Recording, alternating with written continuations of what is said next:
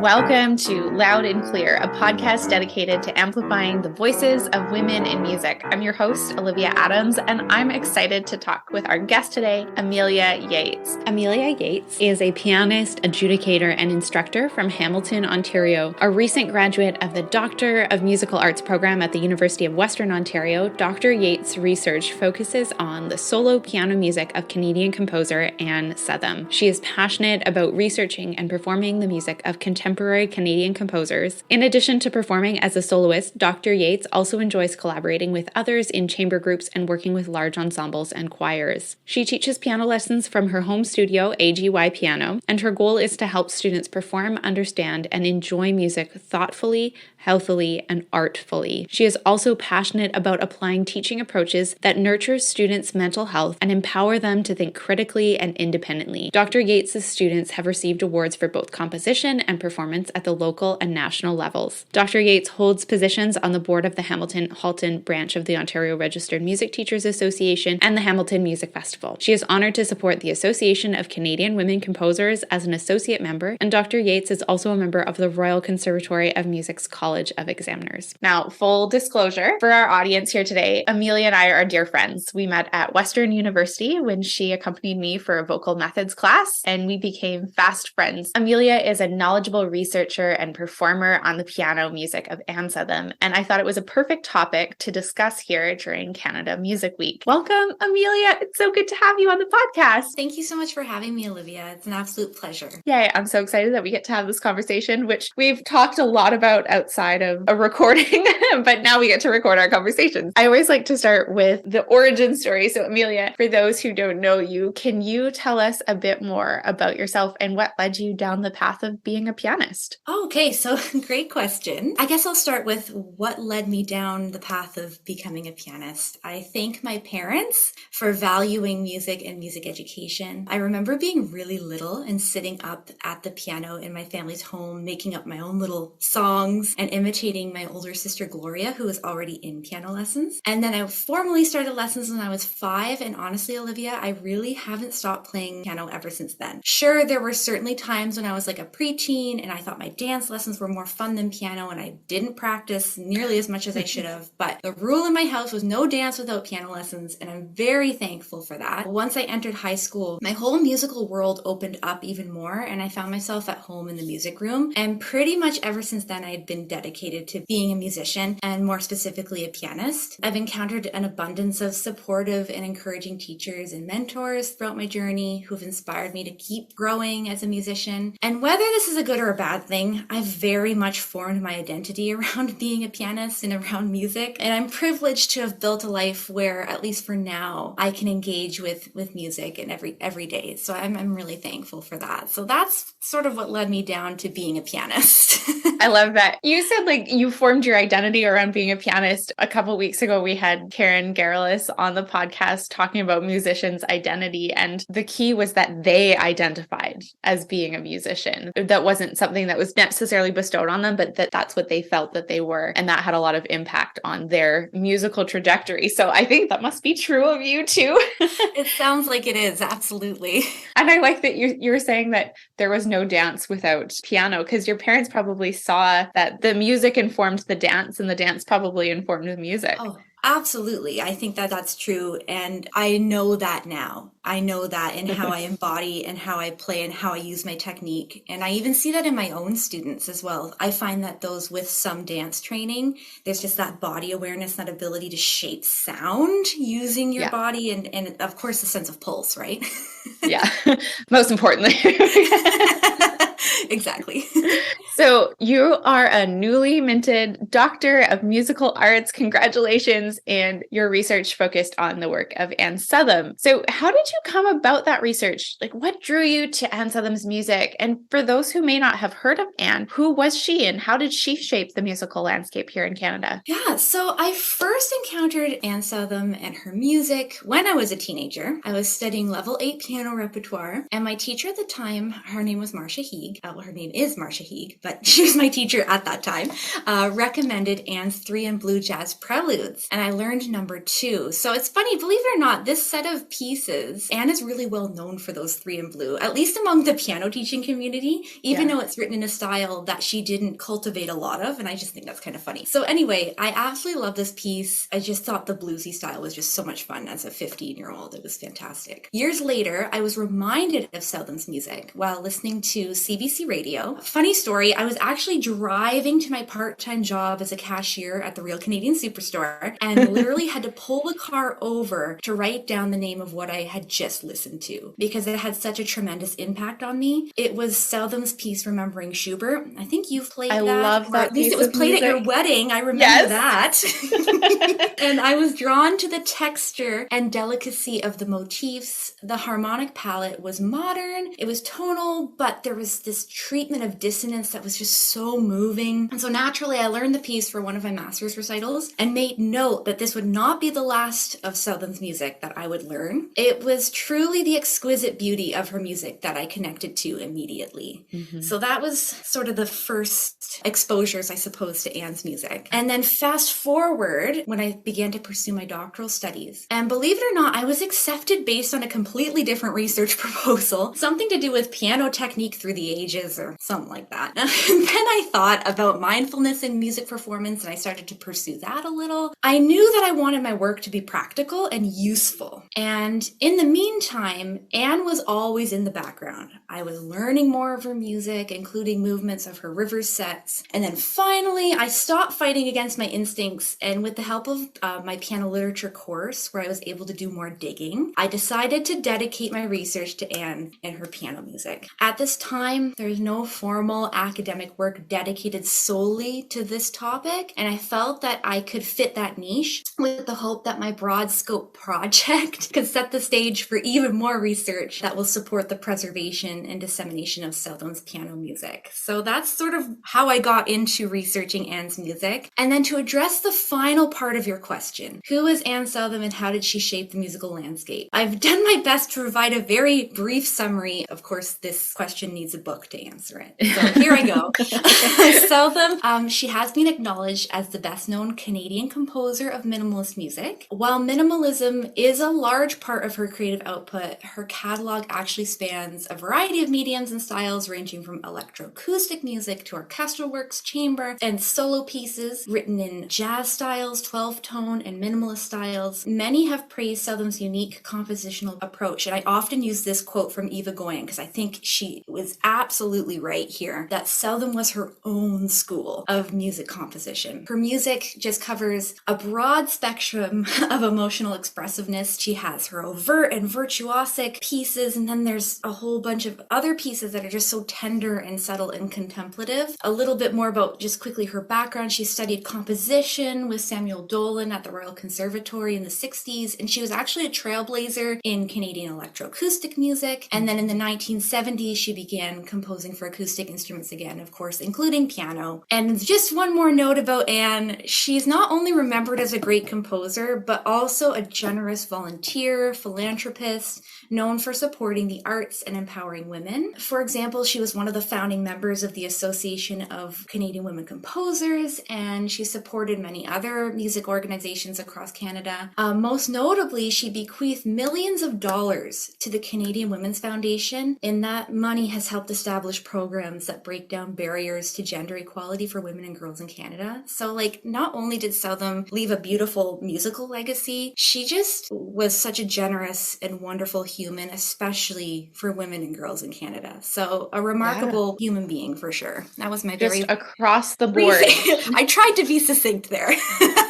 She really did leave a mark. And here in Ottawa, where I am, the University of Ottawa, where I study, we have the Anne Southam Piano Pedagogy Laboratory, where she donated tons of money to get that project started. She's really impacted the arts and specifically women. I'm so grateful for that. I want to touch on what you said a moment ago. Eva Goyen said she was in her own league of composers. The quote is, Anne was her own school. So her own school of music composition. I think that we often try try to like pigeonhole composers into a style of music. They're from this school of thought, they're from this style, they fit into this, but here's sort of how they differ. And a lot of times we could use that idea. They're their own school, right? They're just themselves composing music rather than trying to follow in the footsteps of Brahms or Beethoven or, any of these older composers. And I think that it's funny we talk about this, but then in my monograph, I try to fit Anne within a school. But historically, it's nice to have that context, right? Yeah. But then I do acknowledge where her uniquenesses come out. And I think that's where Eve was seeing that too. Yeah, absolutely. Your research has a unique aspect. You mentioned that you really wanted to research something that was practical, that was useful. And that turned into a performance guide for the pianist and teacher, which is really the first of its kind on Anne Southam's music. Can you explain what's in your performance guide? Absolutely. Let's go chapter by chapter. That's probably the easiest way to do this. The first chapter, of course, after explaining, what's the purpose of all this, I include a biographical sketch of Southam. I preferred this title as it's in no way a thorough biography, but it is a little bit of insight into Southam's life, career, accomplishments, and impact. I never had the pleasure of meeting Southam, so I tried to show my perspective that I formed based on the articles and interviews in other media that I studied. Then the second chapter is a complete overview of Southam's works for solo piano. It's intended to show the extent of her vast creative output for the instrument, and it's a great place for a pianist to look when they wish to start playing her music. I went through all the solo piano music I could find, maybe I missed some, anything I could find, and divided it into categories based on their musical characteristics. So the categories that I came up with were her early non-minimalist music. It's a collection of works from when she was a student composer, her early days of composing, showing her training in the more conventional 12-tone system. Southam's jazz style works, that's another category, were likely pedagogical in nature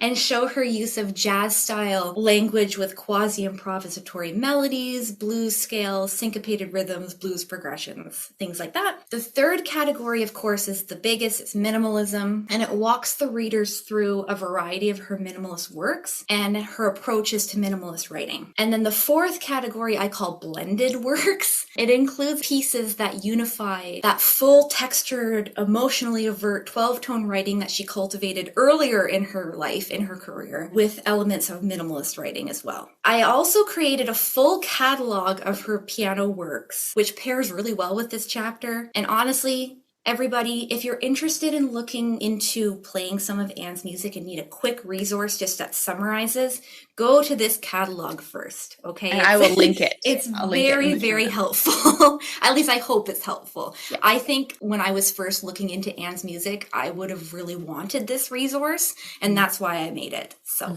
I hope that others find it helpful too. The third chapter narrows more into her minimalist music because that was her largest output. Playing minimalist music was not part of my piano training, and I don't think I'm alone in this. Yeah, I agree. I don't think I am. Therefore, I attempted to give a brief summary of minimalism to provide some historical context and a style summary to pianists like myself, who maybe learned about it in music history class, but never actually got to play any in our lessons or in the repertoire that we're studying. And then I started a conversation on where Southam may fit into the minimalist school of composing. Full disclosure, I'm not a musicologist, and I only scratched the surface here, but it's definitely a start. And then I focused on summarizing like the significant features of Southam's music, and those include, at least in my view, her flexible processes that represent a feminist aesthetic, her unique harmonic language, and the teleology in her minimalist works. So this chapter, I just hope, will inspire well-informed interpretations of her minimalist music. And then I know that the whole document is called a performance guide, and yes, it's from the perspective of a performer, of a pianist, but it's that fourth chapter, which is like the actual performance guides. And so what I do in this chapter is I talk about both technical and interpretive aspects of playing Southam's pieces, informed by my personal experience playing her music, as well as the experience of others who have played Southam's music and just minimalist music generally. It's my hope that by sharing the knowledge I gained researching how to perform Southam's works and performing them myself, that I might start a discourse on playing Southam's music, and that other pianists might start to share their experiences, so that eventually we may establish some conventions to follow when playing Southam's music, because having some agreed upon principles to follow makes music more approachable, right? Yeah. We all know how to start learning a Chopin nocturne. We all know how to start learning a Bach fugue. Sometimes when you're presented with this minimal music, you just don't know where to start, right? Yeah. By establishing some conventions to use as a starting point, pianists trained in the Western art music tradition may one day be just as willing to add Southam's music to their repertoire as we are to include Beethoven and Debussy and Chopin. So that's my summary of what is included in this document. Absolutely. And I will link that. I'll link your dissertation your monograph, and I will link any of the resources that you have listed specifically on your website and where people can find more information about that. And it's because of you, really, that I have students at all levels learning Anne Southam's music, and they love it. Specifically, one book that's getting a lot of use in my studio right now is the Soundspinnings, which are the early minimalist music. And I think they're just perfect pieces for introducing what minimalism is to students. And I had a student that I gave it to her one week, and she was probably playing at a level 4 level. And 2 weeks later, it was in the summertime, she had the whole piece learned. She just loved it. She ate it up. And it's because of you that I've started teaching more of Anne Southam's music. Oh, that makes me so happy. That's exactly what I had hoped this work would do. And I'm so thrilled to hear that. And those pieces, the sonocycles and sound spinnings from her Stitches in Time, they're like smaller versions of her Rivers third set. They're fantastic for students, but they're fantastic for everybody, especially as a way to get into the longer and larger works. I just love them. They're beautiful, and they're just these lovely vignettes. You could play the whole book as a set of pieces. They're just great. Mm-hmm. You also had mentioned earlier that Anne had like so many styles of writing. Minimalist was her largest output, but she also did electroacoustic and jazz and blues styles. So is there a common thread between them that you found, or not so much? The common thread, maybe not in the jazz style pieces, but the common thread among the other styles, with the exception of, the glass houses that don't use tone rows and in Rivers third set that don't use tone rows, but everything else, it is the tone rows. Yeah. That's the common thread. Absolutely. Another interesting thing that I found when I was doing this research and this was at the Banff Center, was a document that had I call them her favorite rows, then all the transpositions of those rows. That document made analyzing her music so much more meaningful, because I'm like, okay, here are all her rows. Which pieces use this row? Which pieces use this row? And I actually started a list in my monograph. It's not complete, but it's a start. And maybe there's information we can find. This style of piece use this row, and this style, I don't know yet. I haven't thought about it that hard, but it's fascinating that this was her harmonic language that she used for her whole career. For those who have not studied tone rows, because it's a very specific sort of niche idea that we have to study in music theory and stuff, could you briefly just touch on what is a tone row for those who might not know? So music is often made from scales. I think most people would know what a major scale or a minor scale is, and then we use that to create melodies, and then we build chords on the notes in those scales. A tone row is a series of 12 pitches placed in an order of the composer's creation. And then that kind of becomes the scale, so to speak, on which the piece is created. Mm-hmm. That's my very basic description of tone rows. I'm sorry, music theorists who probably have a better one. Well, it's fine. They can deal with it. No, that's a great description. Okay, so now looking at Anne Southam's music, specifically the minimalist glass houses or rivers, it can be really challenging at first. Where do you start when you're looking at it? Maybe specifically her glass houses. Like, what do you do first? Absolutely. Olivia, you are not wrong in that these are challenging works.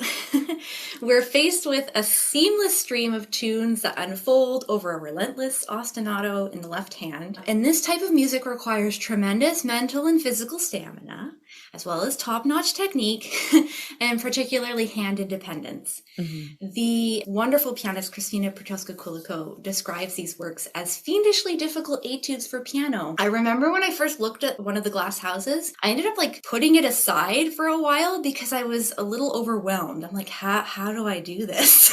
So I'm not selling these very well. They're fantastic pieces. And really, once you settle in and start to understand what's happening, they're so much fun. So these are my recommendations as a starting point. So pianists out there, if you want to play glass houses, you start by deciphering the score. So analysis. The structure can be determined by the order in which the tunes are introduced. So in these pieces, you have a set of tunes. That's what Anne called them, tunes, that you play with your right hand. And then the left hand plays an ostinato that is continuous. And so you can determine the structure by the order of the tunes. So what do I do here? I like to mark the different sections with a letter, and I like to number the tunes. So for example, in Glass Houses number 3, the process is pretty straightforward, where the A section includes tune 1 and 2. The B section includes 1, 2, and 3. The C section, 1, 2, 3, 4,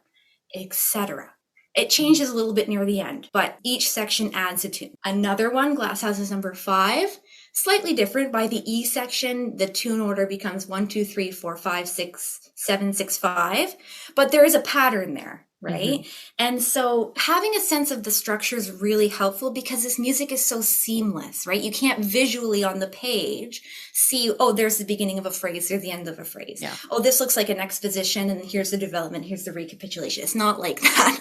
Yeah. So I find that really, really helpful first. And then analysis is also key for finding some potential errors. So full disclosure, the version of the Glass Houses that you can get from the Canadian Music Centre was redone in 2009 based on some updates actually that Anne did by hand. She preferred to work by hand. I was able to attain the 2009 handwritten scores from Anne. There may have been some errors in how they were transcribed to the digital version. No big deal. Just keep that in mind. I won't go on at length here about that. But pianists, if you feel as though there might be an issue in the score, you're probably not wrong. It may be missing a tune repetition. Ostinato alignment might be off. No big deal. Come up with a creative solution. I say that because I think I was so bogged down by a few of these things for a while that they maybe not want to play the piece. So just keep that. It's all good. Yeah. They're wonderful pieces. We have so many examples of that in other music, like that has never stopped, anyone playing the Fantasy in D minor by Mozart. Exactly. Right? Everyone just comes up with their own ending. And I know it makes you funny that you think that I'm talking about this at length, but I've had pianists come to me being like, what's going on in this score? And it's not lining up. I'm like, calm down.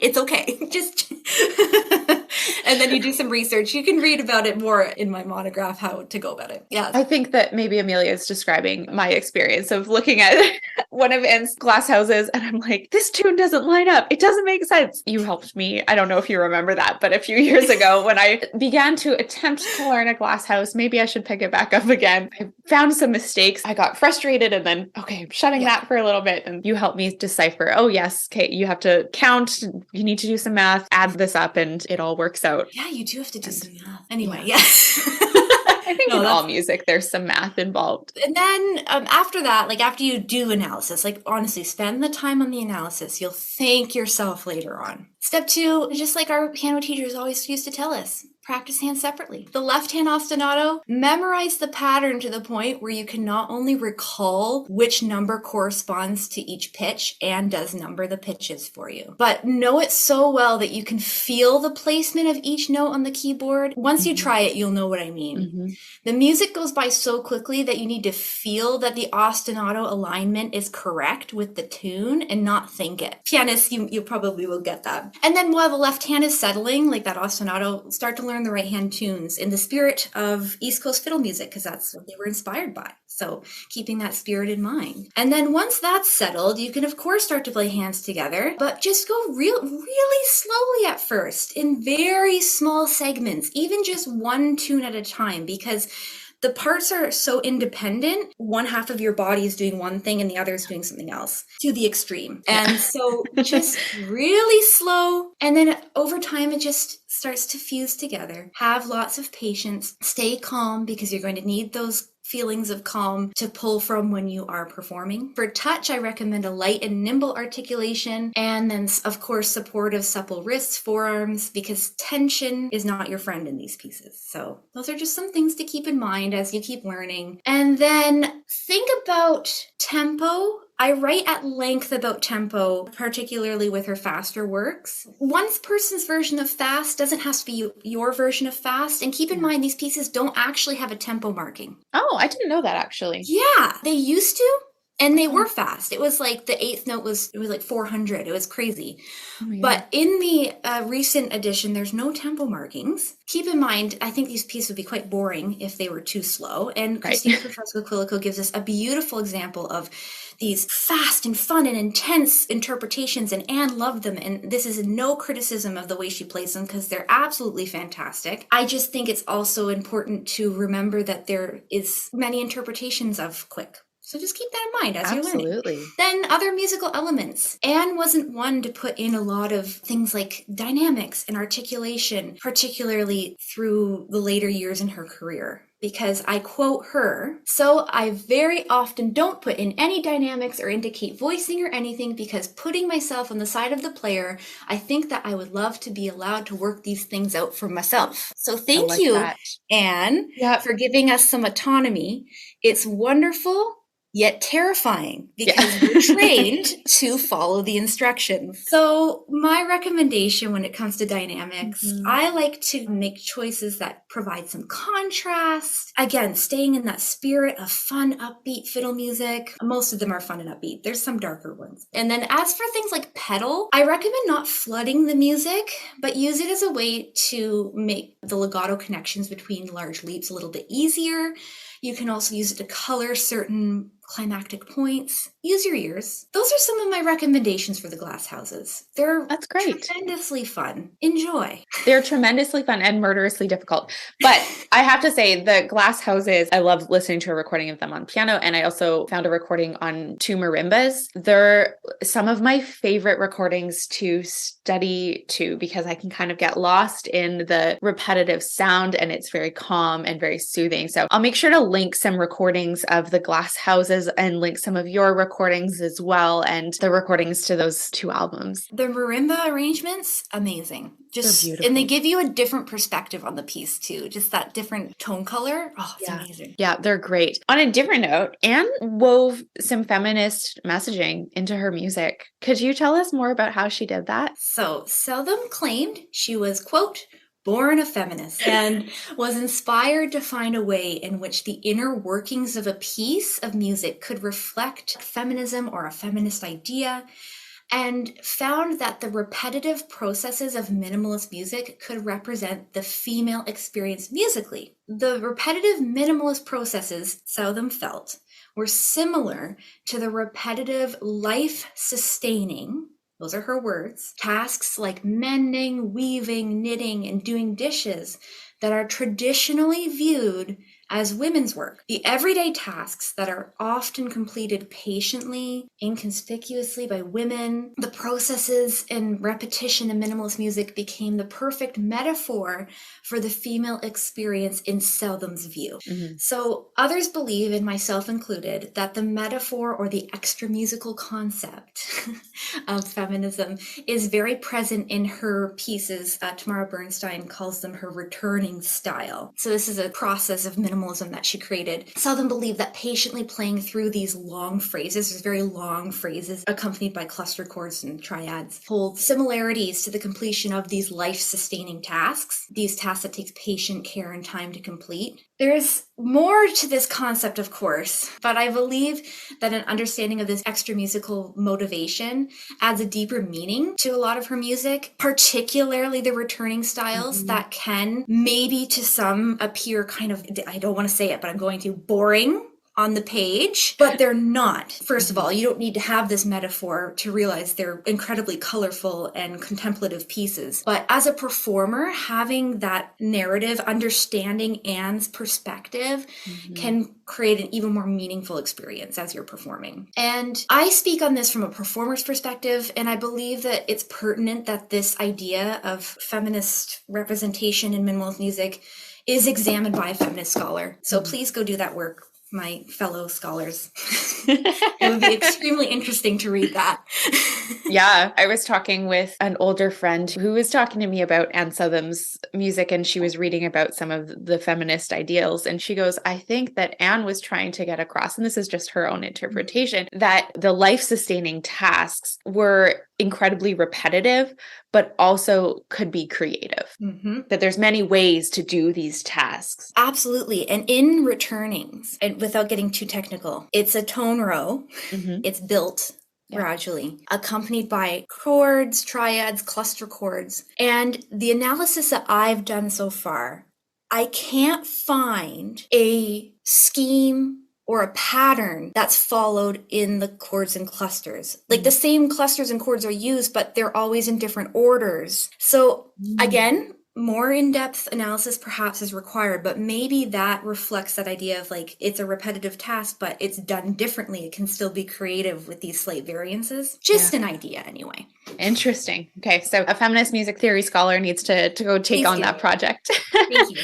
Have you learned any specific lessons from Anne's music? Are there themes that stand out to you in learning a lot of her music? From the perspective of performing music and playing music and learning music, I have learned to listen, listen deeply, actively listen and engage with the sounds you are creating at that present moment. Her music is so much about the tone colors, right? And she did say this, especially in her slower works. When the music is slow, there's more time to appreciate the sound of the instrument itself. Right? So this idea of like listening to the tone colors and listening to that decay in the sound. Another lesson I've learned is allowing, if that makes sense. You don't always have to make a piece great and amazing by being overly expressive and virtuosic and controlling every detail. Although that's required sometimes, absolutely. But sometimes you can simply exhale and allow the music to exist. Yeah. That was a really big lesson, particularly in playing her really slow minimalism. Yeah, absolutely. I really like that. And there's something to be said in music, like you don't have to, it doesn't mean it's not difficult, but you don't have to force it. Like you don't have to show how difficult this piece is. It can be a breath. I love that. I love that analogy. That's great. Do you have any favorites of Anne's pieces? What's one that you love that's maybe still on your list to perform? Two that I love, and I do play these pieces, are Rivers No. 5, third set. That one's really dear to me. I think maybe because it's one of the first I learned. It's just so sunny and I love it. And Remembering Schubert, of course. That was the piece that helped me find Anne's music. Another piece that I want to learn and I've actually started learning recently is her Soundings for a New Piano, subtitle 12 Meditations on a 12-Tone Row. I'm choosing to learn this piece now because I'm longing for the experience of playing through a full set of pieces that, with the exception of a few movements, follow the same minimalist process and completely work through the tone row. So far I've mostly played like one or two movements of a set, but I want that experience of like going right through all 12. One thing that's really neat about this work is the pieces do have maybe a little bit more variety than, for example, simple lines of inquiry. Most of the movements are like that slow, introspective, and reductive writing style. But there are some more emotionally overt ones that are much like her early works, where you kind of romp around the piano in octaves and play really loudly. And I just love that you kind of get to experience many of her approaches to writing in one piece. And I think that's what I'm most excited about in studying this one. That's great. Well, I'm looking forward to hearing that one day. It's been a real pleasure getting to chat with you. It's always a pleasure to talk with you, and thanks for letting me record our conversation today. So we're going to wrap up our chat with a few rapid fire questions. There are no wrong answers. Just go with your gut.